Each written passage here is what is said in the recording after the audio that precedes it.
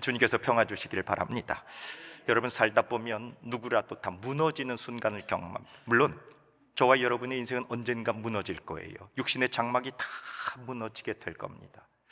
저와 여러분의 인생 가운데 열심히 가꾸어온 가정이 어떤 때 흔들리기도 하고요, 평생 내가 자부했었는데 그 건강이 무너지기도 합니다. 한순간에 넘어지죠. 제 위로 한 3년 선배되는 목사님이 건강 전도사였어요.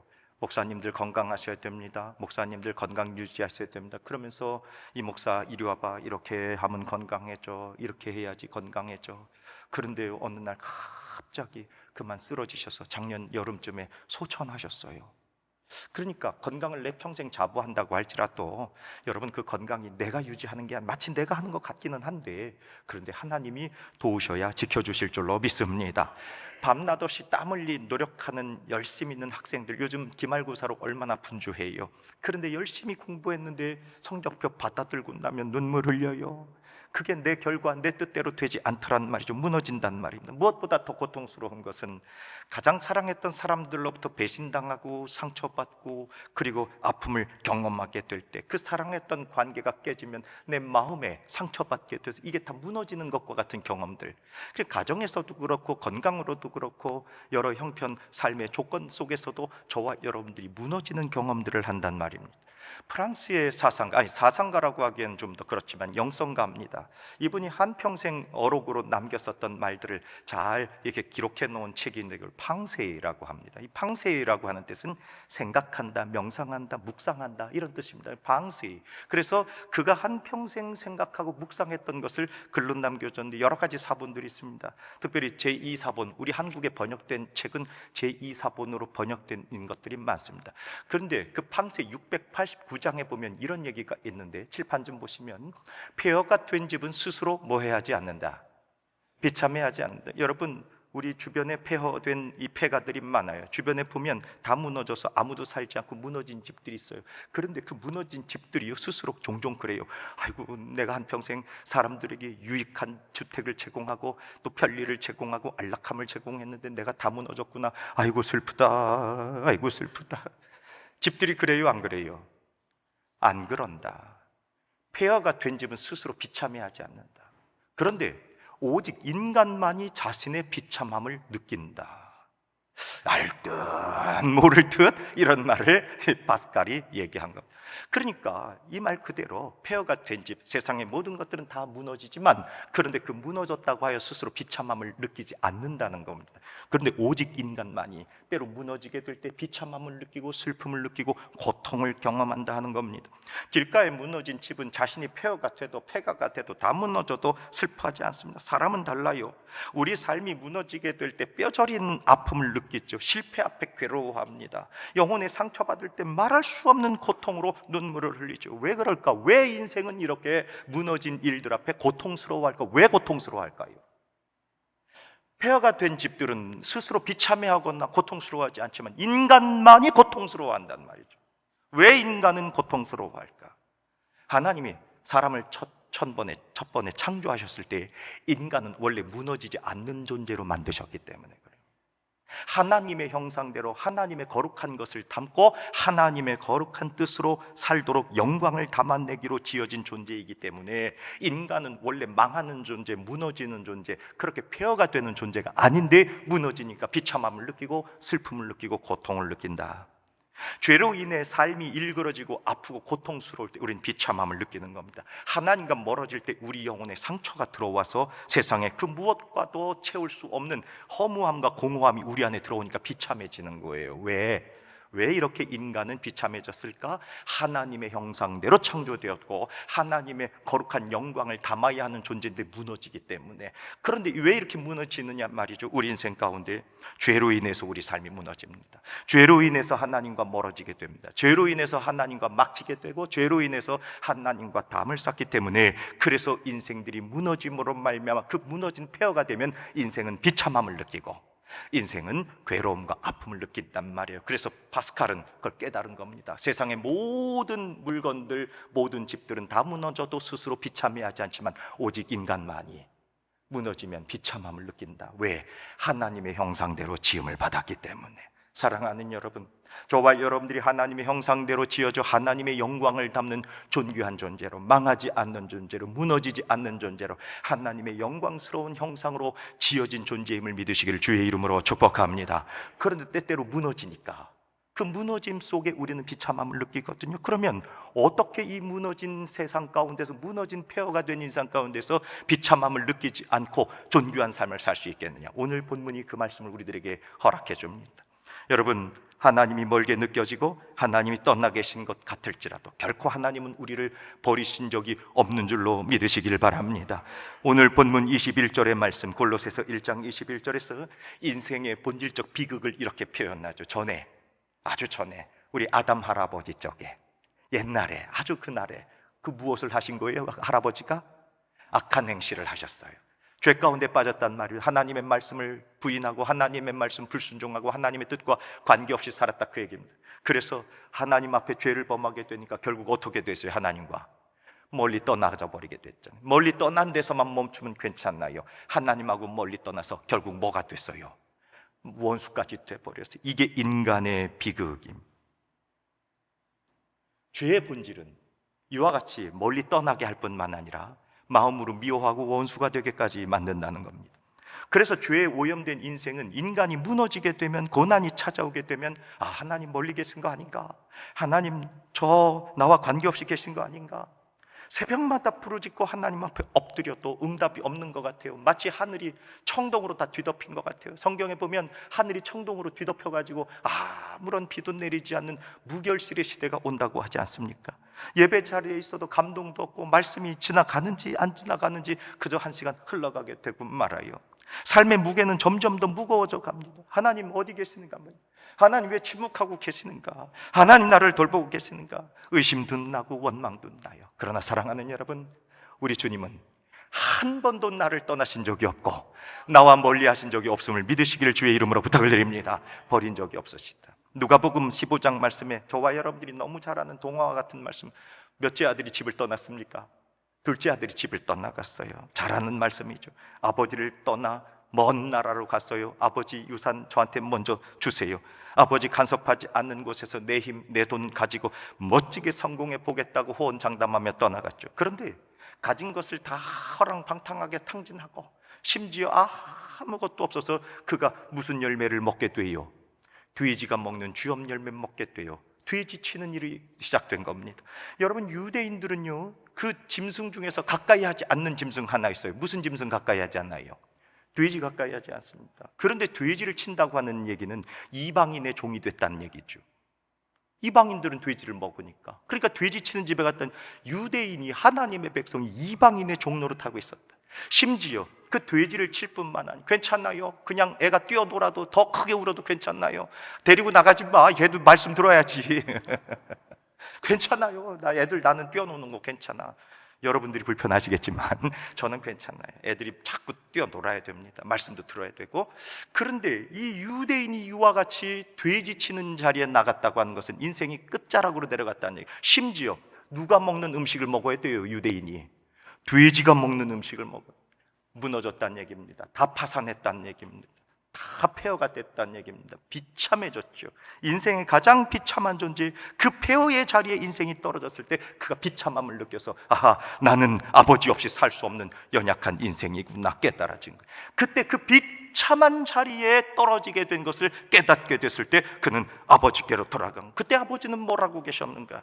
아들이 아버지를 다 잊어버리고 주신 그 돈 가지고 이것도 사먹고 저것도 사먹고 이 사업도 하고 저 사업도 해보고 혼자 힘을 다해서 애써서 내가 한번 삶을 이루어 보리라, 그렇게 아버지 다 잊어버리고 살아갈 때 그때 아버지는 뭐라고 계셨냐고요. 누가복음 15장 20절 말씀, 이에 일어나서 아버지께로 돌아가니라. 자신의 비참함을 느끼고 아버지께로 돌아갔어요. 그 다음부터 여러분들이 읽습니다. 시작.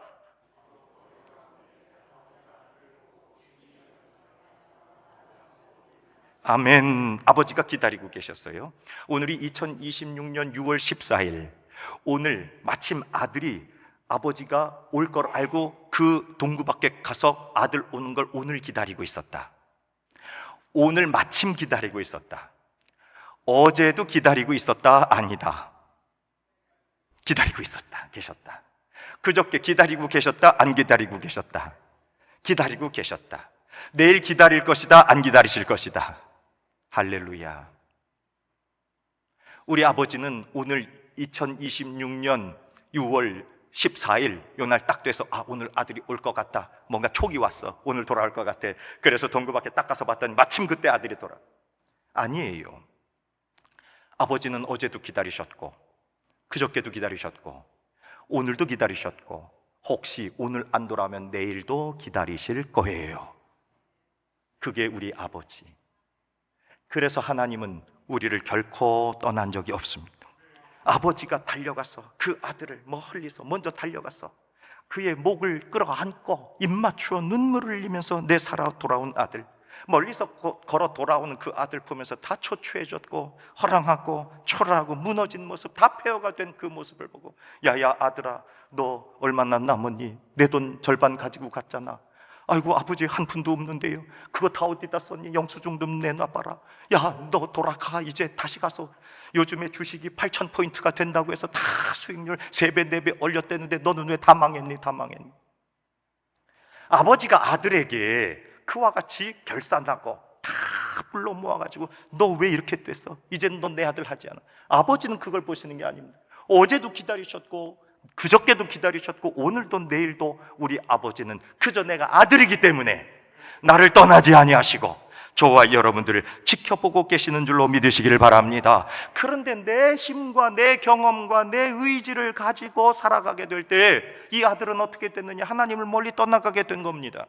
그러나 그가 폐허가 되고 무너지고 한계에 부딪혔을 때 나는 연약한 인생이구나, 나는 무력한 인생이구나, 나는 주님의 은혜 없이는 단 한순간도 살 수 없는 죄인이구나, 상한 마음으로 아버지 앞에 돌아가게 될 때 우리 아버지는 한 번도 우리를 외면하지 아니하시고 지금도 기다리시고 언제든지 환영해 주신 아버지, 그 큰 아버지 품으로 나아가시기를 주의 이름으로 부탁을 드립니다.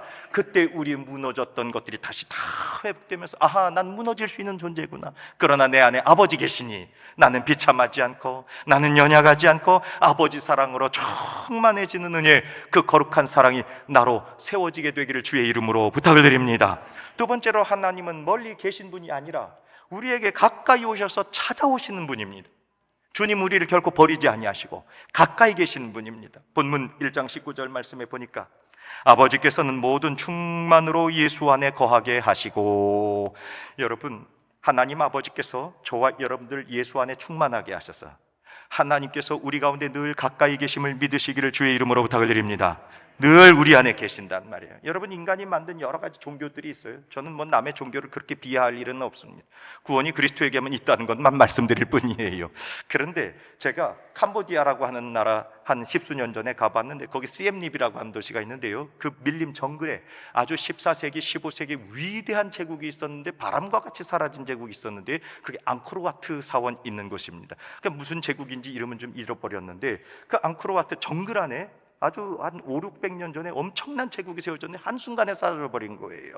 그런데 거기에 가게 되면 주로 사원이 많습니다. 아마 힌두와 이 캄보디아의 그쪽의 지역 종교하고 결합된 이런 종교들이 아주 엄청나게 되어 있는데 주로 사원이 많나요.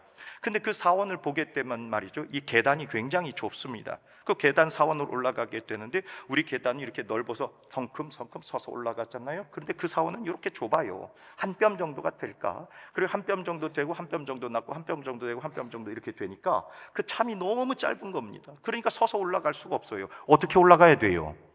기어 올라가야 돼요. 기어 올라가야 돼요. 아이고, 잘못하면 떼굴떼굴 떨어집니다.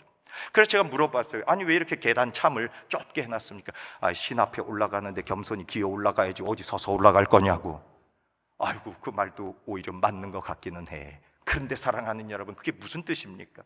인생이 타 종교의 입장을 얘기하는 것이 아니라 사람이 그 신 앞에 나아간 데는 고행과 인간의 의와 인간의 노력이 필요해서 신에게 도다른다는 그런 어떤 내면적 사상이 담겨져 있는 거죠. 그런데 우리 하나님께서는 우리로 고행하고 우리로 노력하고 우리로 의로워지는 삶으로 살아가라고 하는 것이 아니라 우리 하나님께서 직접 우리를 구원하시기 위해 인간의 몸을 입으시고 낮고 낮은 이 땅에 찾아오셔서 우리 안에 생명을 주시고 우리와 같아지신 분, 바로 그분이 예수 그리스도이심을 믿습니다.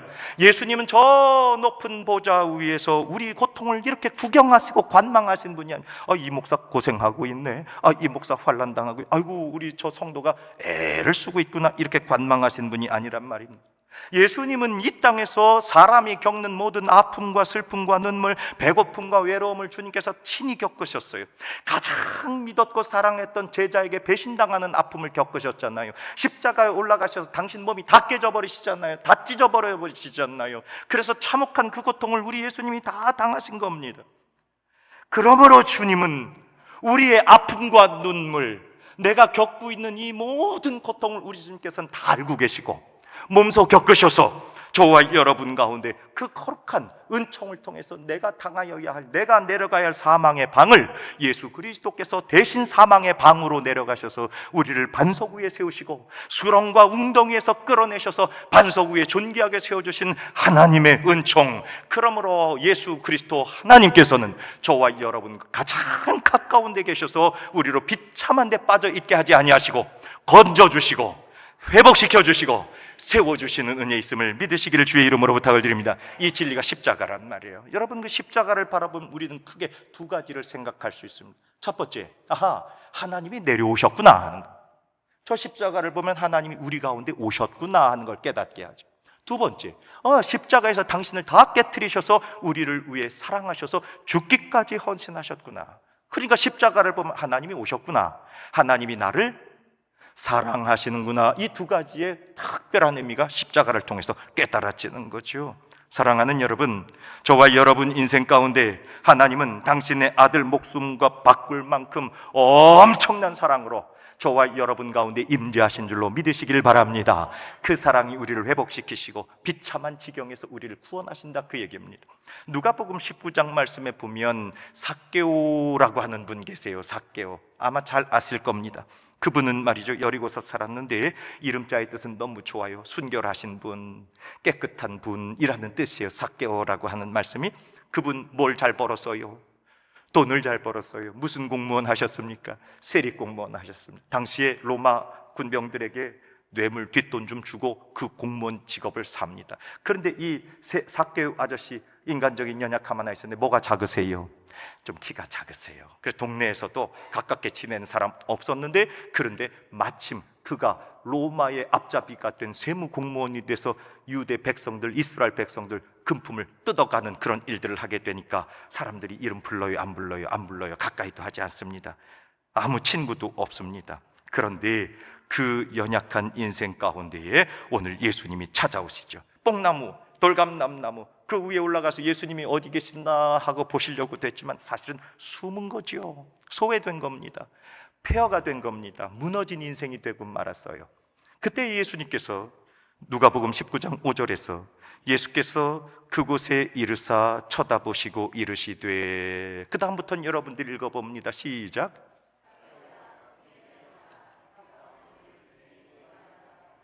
아멘. 예수님께서 제일 먼저 뭐라고 하십니까? 삭개오야, 이름 불러주시죠. 동네 사람들은 삭개오, 아이고 깨끗한 분 이름 불렀을까요? 안 불러요. 돈 뜯어가는 분인데 뭐 깨끗하신 분, 삭개오님, 이름도 안 불러요. 가까이 가지도 않았어요. 그런데 예수님께서는 그에게 먼저 찾아가셔서 깨끗한 자야, 이리 내려오라. 깨끗하긴 뭘 깨끗합니까? 죄짓고 범죄하고 사람들과 소외돼서 아무런 사회적 관계도 못한 사람에게 예수님이 그의 이름을 부르면서 깨끗한 자야 내려오라, 깨끗한 자야 내려오라. 그리고 너 집에 유하여야 하겠다. 세상 모두가 손가락쥐는 주인 집에 주님이 찾아가셔서 친구 되주신. 사랑하는 여러분, 이처럼 십자가는 저와 여러분의 연약한 곳에 오셔서 이미 충만하시고 우리의 무너진 모든 것들을 회복시키시고 세우시고 강건케 하시는 하나님의 능력, 그래서 우리의 비참함을 없애시고 그 폐허를 존귀한 하나님의 영광으로 채워주시니 예수의 충만함이 저와 여러분 가운데 충만하기를 주의 이름으로 부탁을 드립니다. 누가복음 19장 10절에서 그러므로 예수 그리스도께서 온 것은 잃어버린 자를 찾아, 폐허가 된 자를 찾아, 무너진 자를 찾아, 넘어진 자를 찾아 다 일으켜 구원하려 함이니라. 아멘. 그래서 삭개오, 오늘 다 삭개오. 저는 오늘 바자회가 하는데 삭개오가 많아지기를 바랍니다. 삭개오, 내가 삭개오, 내가 삭개오, 내가 삭개오, 내가 삭개오. 우리 애들이 이런 말 하지 말라고 그랬는데 아직도 못 웃으시는 분들은 집에 가서 웃으세요. 내가 삭개오, 내가 삭개오, 내가 삭개오, 내가 삭개오. 잠 깨시라고. 그러므로 십자가는 하나님께서 우리를 얼마나 사랑하시는지 보여주는 가장 확실한 영적인 증거가 됩니다. 사랑하는 여러분, 세상 조건 가지고 나를 같이 매기지 마세요. 실패했어도 버려지거나 없어진 자가 아닙니다. 상처가 많아도 가치 없는 존재가 아닙니다. 예수 십자가의 생명값으로 저와 여러분들을 구원하셔서 내 안에 예수로 충만한 존귀한 자녀임을 믿으시기를 바랍니다. 그러니 무너져도 괜찮아요. 내 안에 예수로 충만하니까 그 복음을 누리기 위해서 성전에 올라오는 거 아닙니까? 끝으로, 그렇다고 한다면 예수 그리스도께서 우리를 결코 버리지도 아니하시고 내 안에 충만하여 함께 하시는 그 이유, 그 마지막 목적, 십자가의 거룩한 목적은 무엇인가 말이죠. 골로새서 1장 22절에서 바울 사도께서는 골로새 성도들에게 이렇게 말씀하시는데, 같이 읽어봅니다. 시작. 이제는 그의 육체의 죽음으로 말미암아 화목하게 하사 너희를 거룩하고 흠없고 책망할 것이 없는 자로 그 앞에 세우고자 하셨으니. 아멘. 아멘. 예수님이 죽으심 십자가의 은총으로 말미암아 하나님과 우리를 화목하게 하셔서 저와 여러분들이 하나님의 자녀된 하늘 거룩한 구원받은 백성 삼는 데 멈추시는 것이 아니라 이 땅을 살아가면서 거룩하게 하시고 흠없게 하시고 책망할 것이 없는 자로 세우셔서 하나님 앞에 세우시기 위해, 십자가 구원받는 거 중요하죠. 하나님 자녀 되는 거 중요하죠. 하나님 나라 가는 거룩한 은총. 나는 구원 열차 올라타고서 하늘 날아가지요 빰빰. 할렐루야. 괜찮아요, 거기까지만 해도. 그런데 오늘 말씀해 보니까 22절에 너희를 하나님과 화목하게 하셔서 구원받은 백성 삼으셔서 거룩한 자로 만드시고 흠없는 자로 만드시고 책망할 것 없는 자로 세우셔서 하나님 앞에 서게 하는 거, 그것이 십자가의 최종 목적지. 사랑하는 여러분, 이 땅 사는 동안에 연약한 일들이 벌어진단 말이에요. 비참한 일들이 벌어지고 무너지는 일들이 벌어진다고 할지라도 내 안에 아버지께서 나를 버리신 적이 없고 내 안에 예수 그리스도로 충만하여 하나님이 나와 항상 함께 하시는 것을 믿는다고 한다면, 때로 무너지는 일들 있어도 비참한 일들 있어도 아니에요, 우리는 거룩해지고 흠이 없고 책망할 것이 없는 자로 하나님 앞에 세워주는 은총, 그것이 십자가의 목적입니다. 저와 여러분 가운데 이 거룩하고 아름다운 은총으로, 그러나 사탄은 끊임없이 우리를 정죄할 것입니다. 네가 뭘 할 수 있어? 너는 실패자 아니냐? 죄가 너를 온전히 붙들고 있지 않느냐고 말이죠. 그러나 복음은 선포합니다. 그리스도 예수 안에 있는 사람은 결코 정죄함이 없다. 무너지지 않는다. 비참하지 않다. 예수 그리스도의 생명이 내 안에 충만하시니 나는 하나님의 자녀가 되고 하나님의 능력 있는 거룩한 백성이 됐으니. 사랑하는 여러분, 십자가의 보혈로 우리의 귀한 가정들과 우리의 교회가, 우리의 열방과 민족과 인생들이 다시 다 하나님 앞에 견고하게 서기를 주의 이름으로 부탁을 드립니다. 여러분, 초대교회 때 정말 유대 성도, 유대인들과 이방인들이, 아까도 말씀드렸지만 유대인들은요 이방인들을 짐승처럼 여깁니다. 뭐 유대인 그렇게 짐승처럼 여기는데 이방인들이라고 유대인들 뭐 좋게 여기겠습니까? 마찬가지죠. 여러분, 요즘 유대인들 보면 참 무서워요. 그 종교인들, 여러분 보시죠? 텔레비전에 나오면 이 까만 그 갓 같은 거 쓰고 시커먼 옷 입고 이게 구렛나루 길기, 이게 다 성경에 나오는 얘기거든요. 그리고 나서는 뭐 이마에다가는 이거 다 띠 두르고 말씀 두르고 팔에다가 또 막 말씀 두르고요, 뭐 복장 치렁치렁하고 말이죠. 그런 사람들이 수십 명 여러분 앞에 온다고 생각해 보세요. 위협적이에요, 위협적이. 제가 그 종교인들, 유대인들 보면 아이고 반갑습니다, 환영합니다, 철만해만. 그 사람들요 얼마나 쌀쌀한지 이방인들, 자기들이 생각한 이방인들 보면 고개를 휙 돌려요. 어떤 경우는 돌도 던져요. 가까이 오지 말라고. 그러니 여러분, 하나 되겠습니까? 세상 하나 될 수 없는 그 민족이 유대인과 이방인. 그 초대교회 때 어떤 일이 벌어져요? 여러분, 말씀 에베소서 2장 14절. 그는 우리의 화평이신지라. 예수 그리스도가 우리의 화평, 십자가로 죽으셔서 우리의 화평이 되셔서 둘로 무엇을 만드시고 하나를 만드시고 원수된 것 곧 중간에 막힌 담을 예수 그리스도의 육체로 허물어 버리셔서 하나 되게 하시는 능력. 그래서 유대인과 이방인들이 한 식탁에서 밥을 먹고 그들이 서로 위로하고 격려하고, 여러분, 인간의 법과 인간의 교육과 인간의 철학과 인간의 도덕이 유대인과 이방인 하나 되게 할 수가 있겠습니까? 저는 이 시대에 유대인들이 돌아오는 방법은 단 하나밖에 없다고. 예수 십자가가 그들에게 들어가야 돼요. 그래서 온 열방과 화해하고 온 열방과 평화해야 됩니다. 예수님이 십자가에서 제물 되심으로 말미암아 원수 같았던 사람들끼리 한 교회 안에서 발 씻겨주고 형제라 부르며 기도해주고 위로해주고 연합한 거 아니겠습니까? 교회는 이처럼 세상처럼 똑똑한 사람, 세상처럼 완벽한 사람들이 모여서 자신의 의의를 자랑하는 공간이 아닙니다. 십자가의 보혈 아니면 저 살 수 없습니다 라고 하는 그 소망. 그래서 죄인들이 모여서 주님 앞에 온전히 서로를 용납하고 치유해가는, 아까 장로님이 우리 병원을 구하여 주시옵소서. 우리 병원을, 맞아요, 병원 맞아요. 십자가 아니면 나는 살 수 없는 죄인입니다. 그러니 나를 고쳐주시옵소서. 이거 하나님 앞에 가지고 나오는 거룩한 병원, 우리 교회가 바로 거룩한 병원이라 그 얘기예요.